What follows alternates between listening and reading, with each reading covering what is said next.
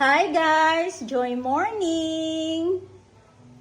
This is our breakfast today, guys. Yes, heavy breakfast again.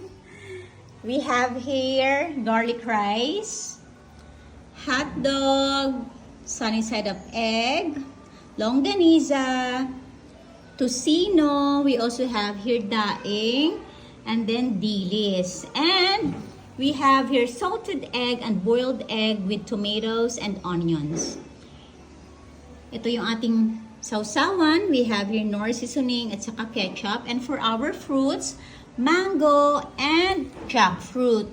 And for my juice, guys, I have here coconut juice.